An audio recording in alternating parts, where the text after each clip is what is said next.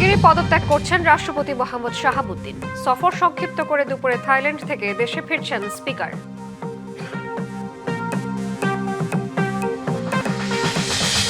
বাংলাদেশ সহ ৬০ দেশের পণ্যে অতিরিক্ত ১০ থেকে ১২.৫% শুল্ক আরোপ যুক্তরাষ্ট্রের।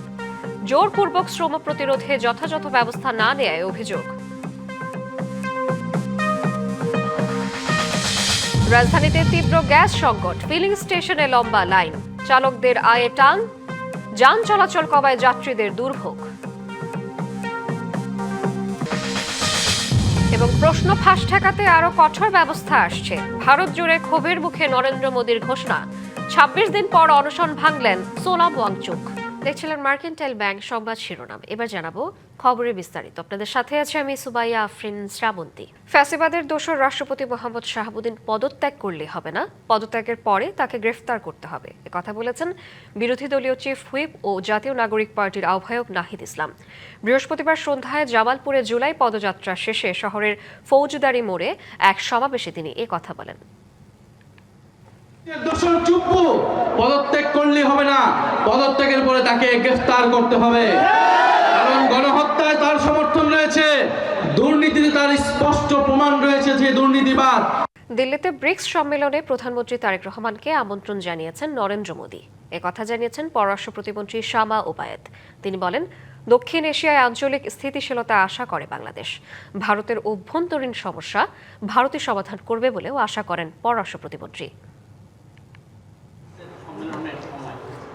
ককরোচ জনতা পার্টির আন্দোলনে টালবাটাল দিল্লি। এ নিয়ে প্রতিবেশী দেশ হিসেবে বাংলাদেশের উদ্বেগের জায়গা আছে কিনা এমন প্রশ্ন ছিল পররাষ্ট্রমন্ত্রী শামা ওবায়েদের কাছে।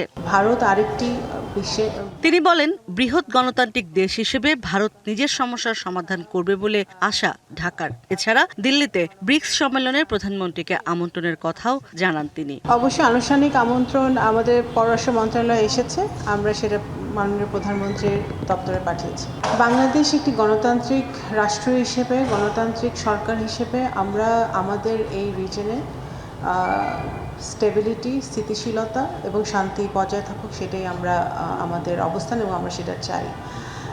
একটি গণতান্ত্রিক সরকার হিসেবে, গণতান্ত্রিক রাষ্ট্র হিসেবে আমরা আশা করব যে ভারত আরেকটি বিশ্বের বৃহত্তম একটি গণতন্ত্র, সেই গণতান্ত্রিক সরকার হিসেবে তারাও তাদের জনগণের অবস্থান দেখবে এবং সমস্যা সমাধানের দিকে দ্রুত গতিতে আগাবে। সাবেক প্রধানমন্ত্রী দণ্ডপ্রাপ্ত শেখ হাসিনার সঙ্গে রাষ্ট্রপতি শাহাবুদ্দিনের ফোন কলের তথ্য পেলে পররাষ্ট্র মন্ত্রণালয় তদন্ত করবে বলেও জানান শামা ওবায়েদ।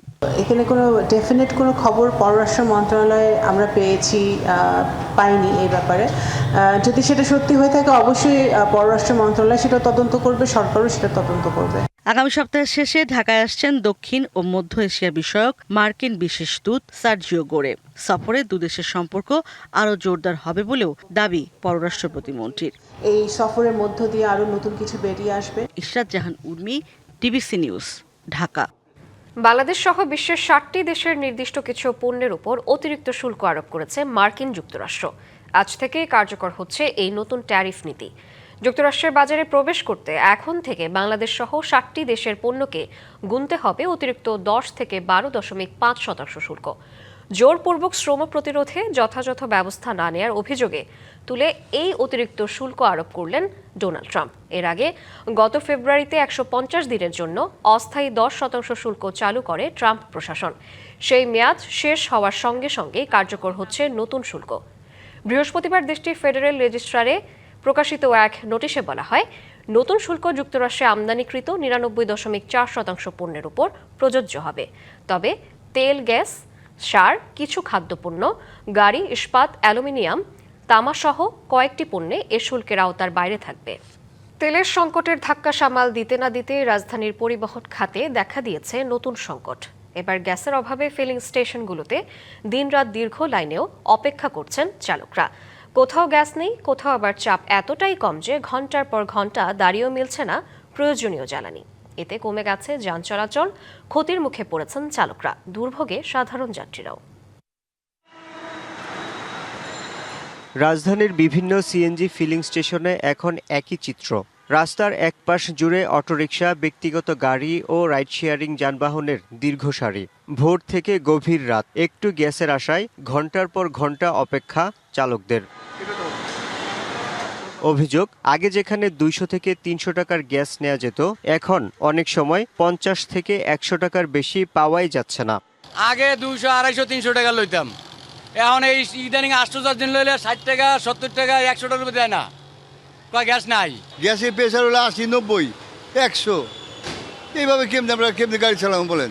সবচেয়ে বেশি বিপাকে পড়েছেন ভাড়ায় চালিত অটোরিকশা ও উবার চালকরা। 3 থেকে 5 ঘন্টা লাইনে দাঁড়িয়ে থাকার কারণে দিনের বড় একটি সময় নষ্ট হচ্ছে, ফলে ট্রিপ কমে যাচ্ছে, আয় কমছে।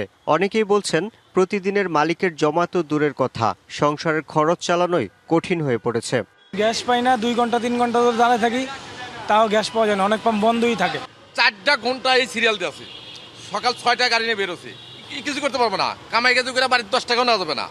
ফিলিং স্টেশন সংশ্লিষ্টরা বলছেন সরবরাহ স্বাভাবিক না হওয়া পর্যন্ত এই সংকট কাটার সম্ভাবনা কম। সব জায়গার স্টেশনে ম্যাক্সিমাম সময় বন্ধ থাকে।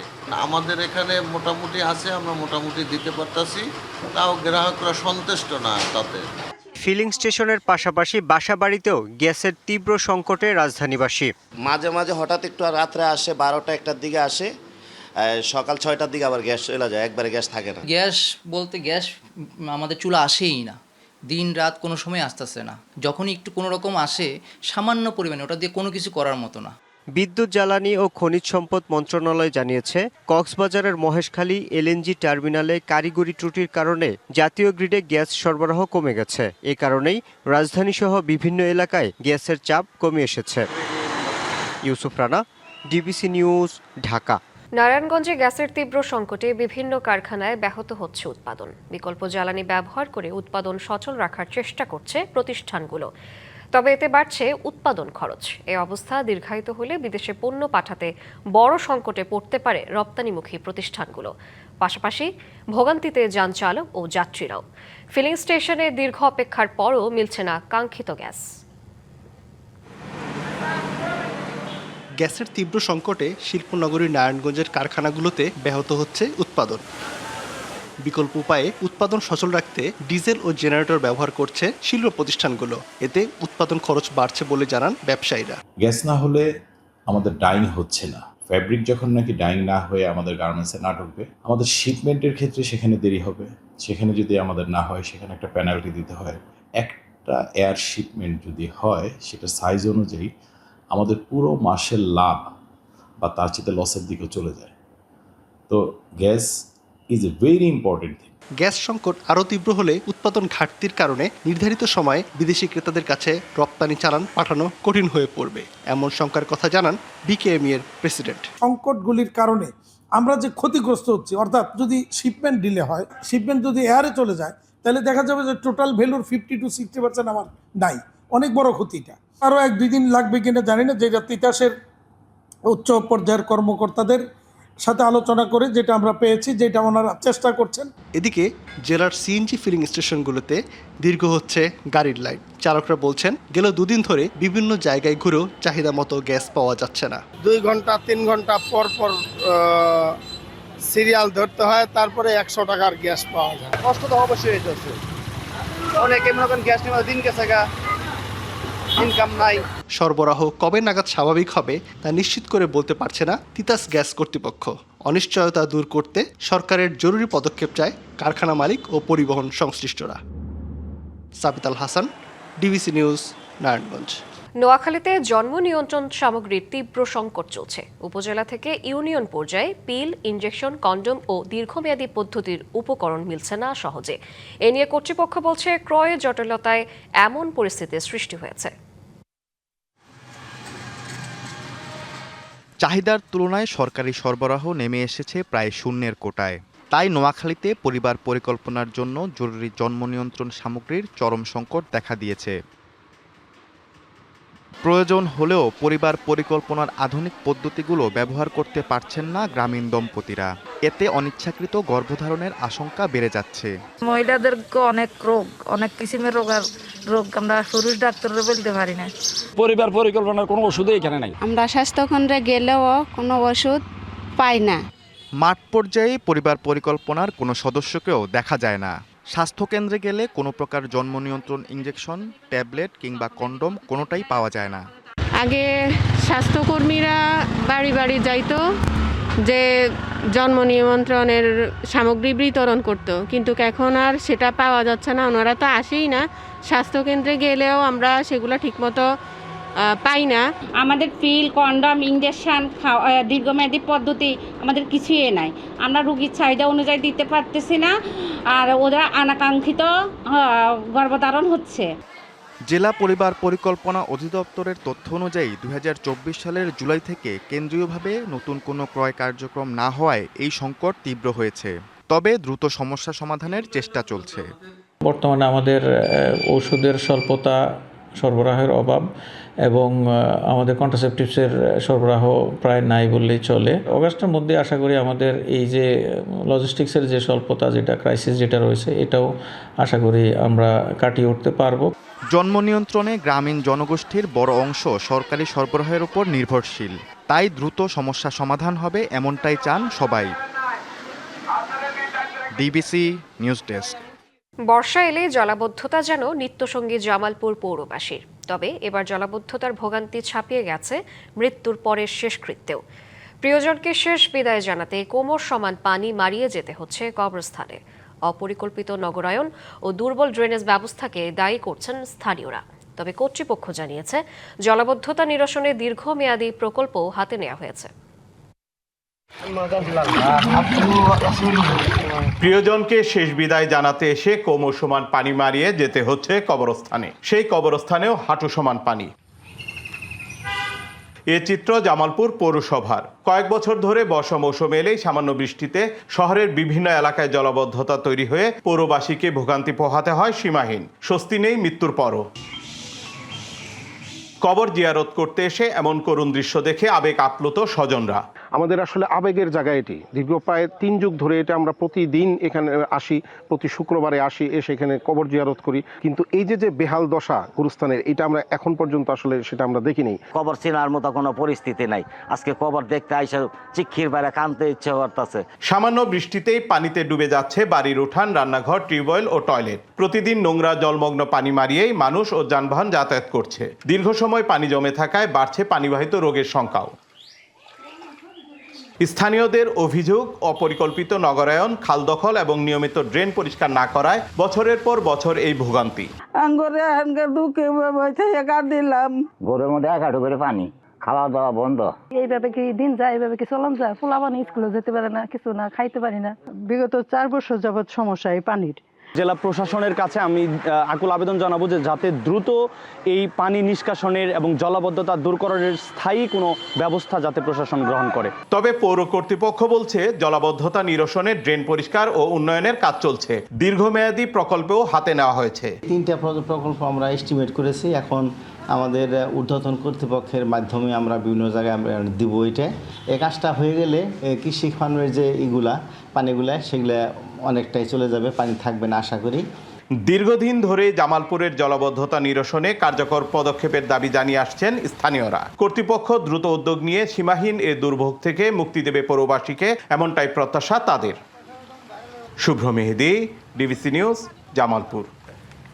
কুড়িগ্রামের রাজারহাট উপজেলার ছিনাই এলাকার কুড়িগ্রাম রংপুর সড়কের 12 কিলোমিটার এলাকা এখন মরণ ফাঁদ। পিচ ঢালাই হলেও সড়কের দুপাশে মাটি ভরাট না করায় প্রায়ই ঘটছে দুর্ঘটনা, হচ্ছে প্রাণহানিও। কুড়িগ্রাম রংপুর আঞ্চলিক মহাসড়ক যোগাযোগ নির্বিঘ্ন করতে চলছে উন্নয়ন কাজ, যা প্রায় শেষের পথে। তবে সড়কের দুপাশ এখনও ভরাট করা হয়নি মাটি দিয়ে। তাতে কম ব্যাসার্ধের এই ব্যস্ত সড়কে চলতে গিয়ে প্রায় দুর্ঘটনার কবলে পড়ছে যানবাহন। রাস্তার দুপাশে খাদ থাকায় বেড়েছে ঝুঁকি। এখানে আসার সময় দেখা যায় যে অপর সাইড থেকে যদি একটা বাস আসে আর আমাদের সাইড থেকে যদি কেউ সিগন্যাল মারে, আমরা যে একটু সাইড নিব, সাইড নেওয়ার মতো কোনো জায়গা থাকে না। কত সময় দেখা যায় যে অটো উল্টি পড়ে অনেক যাত্রী হাত পা ভেঙে যায়, এমনকি মারাও যায়। পাশাপাশি বৃষ্টির কারণে সড়কের কয়েক জায়গায় দেখা দিয়েছে ভাঙন। সড়কটি রক্ষা ও দুর্ঘটনা রোধে দুপাশে দ্রুত মাটি ভরাটের দাবি ভুক্তভোগী ও স্থানীয়দের। আমি যখন গাড়ি চালাই, যখন একটা গাড়ি কাটাকাটি হয়, এই খালবিলি পড়ে গাড়ির সমস্যা হলে মনে করেন মানুষের ক্ষয়ক্ষতি অনেক হয়। আর এই মহাসড়ক দেখেন আপনি কত উঁচু নিচ। আমরা চাই যে এই রাস্তার একটা দ্রুতগতি একটা যেন পদক্ষেপ নেয়। গ্যাপ জায়গাটা অন্তত মাটি টাটি গাড়িয়া পূরণ করে দেওয়াটা মনে হয় সঠিক হবে। সড়কের ঢালাইয়ের কাজ শেষ হলে দুপাশে মাটি ভরাটের আশ্বাস সড়ক ও জনপথ বিভাগের। রংপুর কুড়িগ্রাম যেই সড়কের 11 কিলোমিটার সড়ক বিভাগ কুড়িগ্রামের আওতায় আছে, এটিতে একটি ওভারলের কাজ চলমান আছে। এটি বর্তমানে প্রায় 60% কাজ সমাপ্ত হয়েছে। বাকি অংশ আমরা আশা করছি উইদিনে মান্থ আমরা শেষ করতে পারবো। তবে শুধু আশ্বাস নয়, সড়কটি ক্ষতিগ্রস্ত হওয়ার আগেই এলাকাবাসী চান তার বাস্তবায়ন। DBC news desk. ২৬ দিনের অনশন ভেঙেছেন ভারতের জলবায়ু, পরিবেশ ও সামাজিক আন্দোলন কর্মী সোনাম ওয়াংচুক। প্রশ্নপত্র ফাঁসের প্রতিবাদ আন্দোলনরত তরুণদের প্রতি সংহতি জানিয়ে তিনি এই অনশন কর্মসূচি পালন করছিলেন। বৃহস্পতিবার স্থানীয় সময় রাত ১টার দিকে অনশন ভাঙেন সোনাম ওয়াংচুক। এ সময় তার পাশে ছিলেন ভারতের কেন্দ্রীয় সরকারের মন্ত্রী জেপি নাড্ডা ও জিতেন্দ্র সিং। ভিডিও বার্তায় সোনাম বলেন, অনশন ভাঙতে পেরে তিনি কৃতজ্ঞ। একই সঙ্গে আন্দোলনকারীদের উদ্দেশ্যে শান্তিপূর্ণ অবস্থান বজায় রাখার আহ্বান জানিয়ে তিনি বলেন, কোথাও যেন কোনো ধরনের সহিংসতা না ঘটে। গত ২৮শে জুন নয়াদিল্লির যন্তর মন্তর এলাকায় অনশন শুরু করেছিলেন সোনাম ওয়াংচুক। ডিবিসি সংবাদে এই ছিল এখনকার মতো। ডিবিসি নিউজের সংবাদগুলো পড়তে ভিজিট করুন dbcnews.tv আর ভিজিট করুন ডিবিসি নিউজের ফেসবুক পেজ এবং ইউটিউব চ্যানেল। ডিবিসির সঙ্গেই থাকুন।